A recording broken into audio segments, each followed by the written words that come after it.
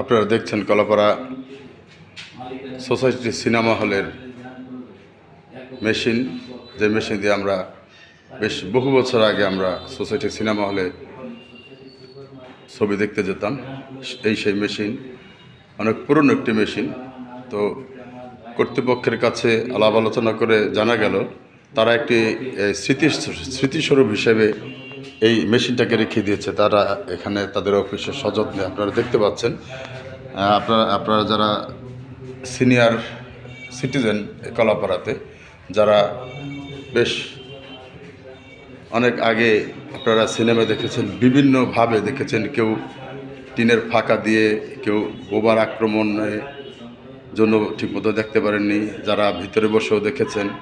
তো যাই হোক, এটা হলো সেই পুরনো সিনেমার যে মেশিনটা, রিল ঢোকায়। তারপরে আপনাদের অবশ্যই অনিলের কথা মনে আছে যে আমরা কোনো কোনো কোনো ছবির কোনো প্রবলেম বা কোনো কিছু দেখা দিলে আমরা তখন সে অনিলকে অনেক গালাগালি করতাম। তো যাই হোক, পুরনো স্মৃতি আপনারা দেখছেন।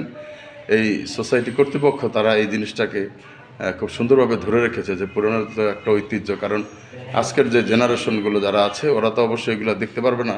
এর জন্য ওদেরকে দেখানোর জন্যই মূলত আজকে আমার এই প্রচেষ্টা। আজকে এই সোসাইটি অফিসে আসলাম, তখন সোসাইটির কর্তৃপক্ষ আমাদেরকে বলল যে এই যে দেখো, তোমরা যে সিনেমা দেখেছিলে, সেই সিনেমার দেখানোর যে মেশিনটা, সেটা আমরা সযত্নে রেখে দিয়েছি পরবর্তী প্রজন্মকে দেখানোর জন্য।